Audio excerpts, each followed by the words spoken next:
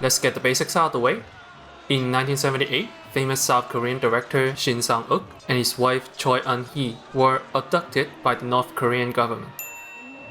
For the next 8 years, they were forced to make propaganda films.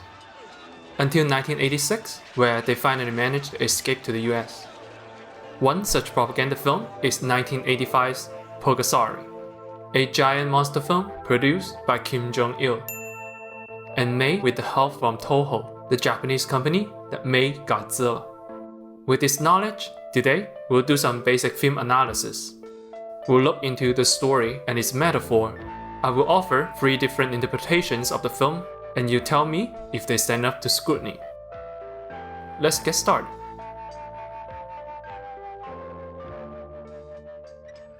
First, a quick recap of the film. The film begins with this young girl getting water from the well, and every man in the blacksmith village is way too excited. We are quickly introduced to the 3 main characters: the blacksmith, his daughter Ami, and Ami's boyfriend Inde, who's also the leader of the bandit army. Why bandits, you asked? Because the governor looks like this. The governor pays the village a visit, commissioning a large quantity of iron weapons. Where to find a large stack of iron? Snatch the farming tools from the peasants, obviously. What, you mean this man is evil?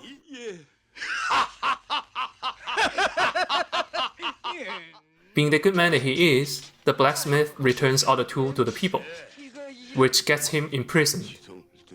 Starving, the blacksmith prays to heaven and earth with his dying breath, hoping the legendary monster, Pulgasari, can save the people.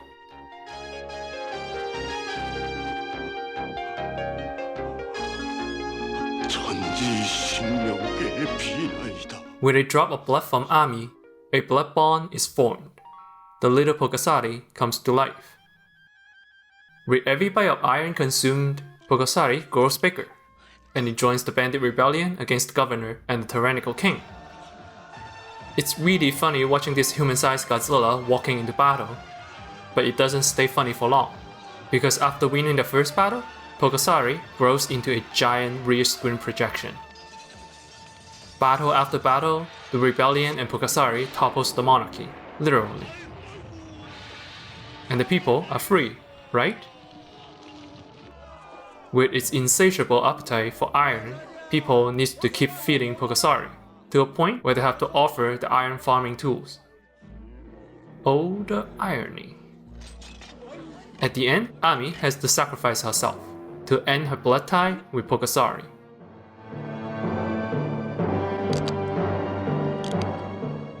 And Pulgasari crumbles to dust.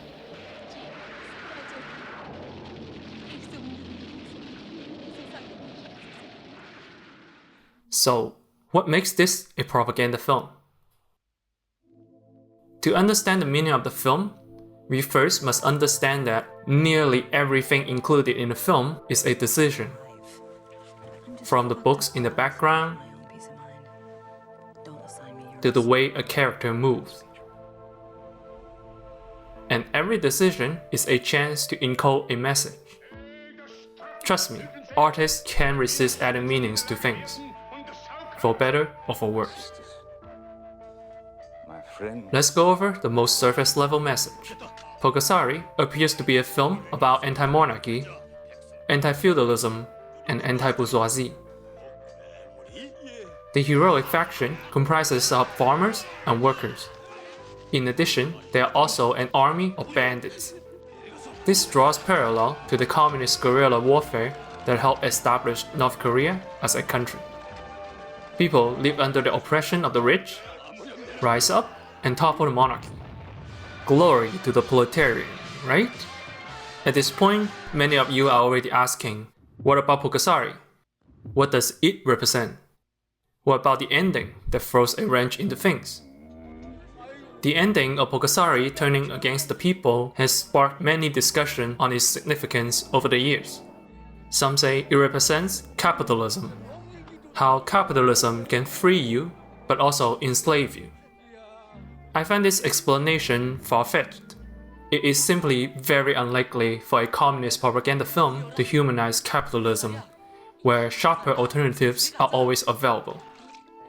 Keep this ending in mind, however, as we will come back to it. Anyway, here is my interpretation. Pulgasari's defining trait is the consumption of iron, not meat or grain, just iron. Essentially, Pulgasari is an industrial monster that helps the farmers. For this reason, I think Pulgasari represents North Korea's friendly iron giant ally, the Soviet Union. It was an industrial superpower. It shared the same ideology as North Korea, sort of. It helped establish North Korea as a monarch-free country. And most importantly, by the 1980s, the USSR began forming friendlier relations with South Korea, an act that worsened their tie with the North. In other words, the giant can no longer be relied upon, and the people of North Korea must forge their own path forward. With the tie between North Korea and its ally dead, the essence of communism lives solely in North Korea. It must fully embrace the state ideology of Juche, or in English, self-reliance.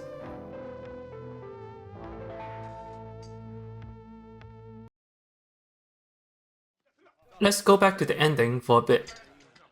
Pulgasari turning against its own people may share some similarities with the Soviet relation at the time, but there is a much better parallel that can be drawn here. North Korea's leader, Kim Il-sung, becoming its people's worst enemy. It's a popular reading, considering the director is from South Korea, being kidnapped while witnessing the brutal reality of North Korea firsthand. It isn't unlikely for him to want to criticize the regime in secret. Based on this, here is my second interpretation. In this interpretation, the farmers are the civilians of North Korea, and they are conducting guerrilla warfare against an industrialized enemy who uses missiles and cannons.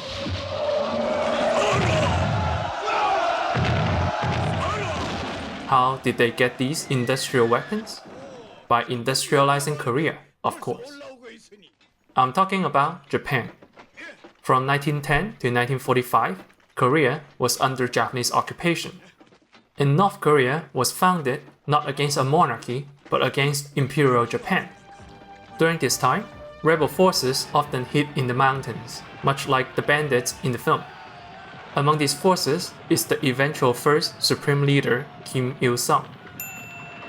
With the leadership from Kim Il-sung, the people of North Korea were liberated, only to find themselves under the dictatorship of their leader, who now lived a life of luxury. People continued to pay him for protection, not realizing how much they were suffering.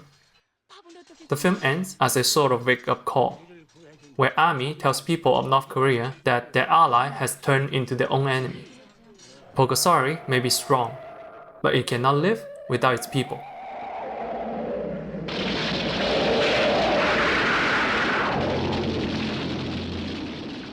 For our third and final interpretation, let's shift our focus to the antagonist, specifically the governor. Why a governor?